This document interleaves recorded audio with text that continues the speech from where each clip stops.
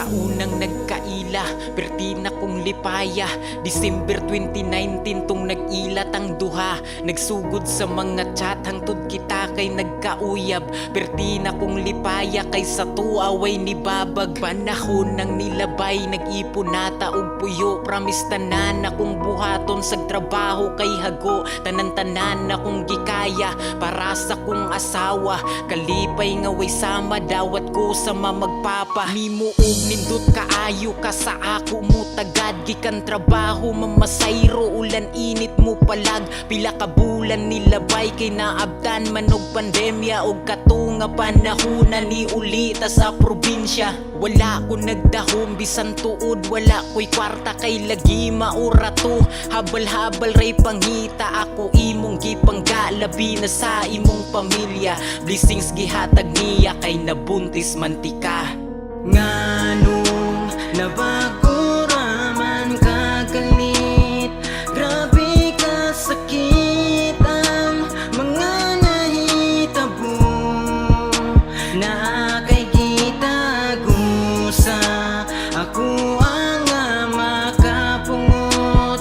Grabe ka huot sa ako ang dughan, nganong ingani Niabot ang panahon nga nibalik na ta syudad. Mo trabahong nay rason akong asawa ug anak.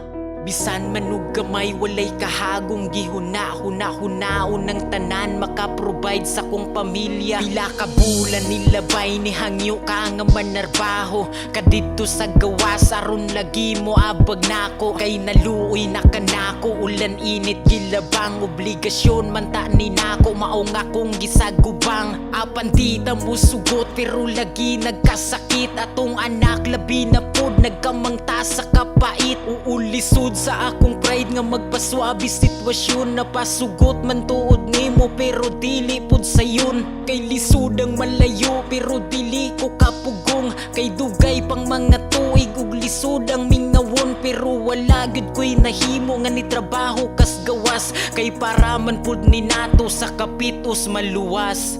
Nganong nabago raman kagalit, grabe ka sakit ang mga nahitabo na kay gitago sa ako ang makapungot. Grabe ka huot sa ako ang dughan, nganong ingani Sa kaadlaw nilabay, natingala kog kalit. Pirming init imong ulo, naka-feel ko og sakit. Sige na lang kag kasuko, bisan tuod walay rason. Sakit pud ni sa akong side ang nasinati. Di sayon, di sayon. Gi-restricted pa ko nimo sa messenger, pastilan na ngayo password simong FB kay lagi mo ragkuan. Kay tungod sa imong lihok na ako'y nabantayan. Kay sa una simong FB ako kay tigupinan. Unang ngita kog paagi nga mahak imong account. Og dito akong nabasa simong ex, sige og chat. Gilabanan pag yun nimo tong ako siyang gitsatan. Nangayo kag dispensa niya ako nasakitan. Kay wala gid kay paki nga magguba ang relasyon. Imong pamilya gipasagdan, imong ex maoy rason. Mga message gidelete kay lagi hadlok masapon.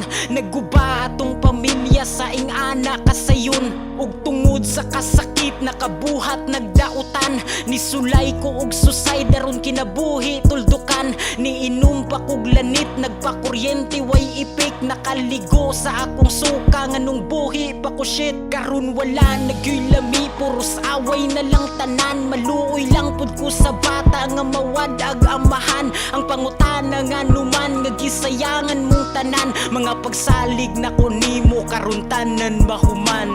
Nganong nabago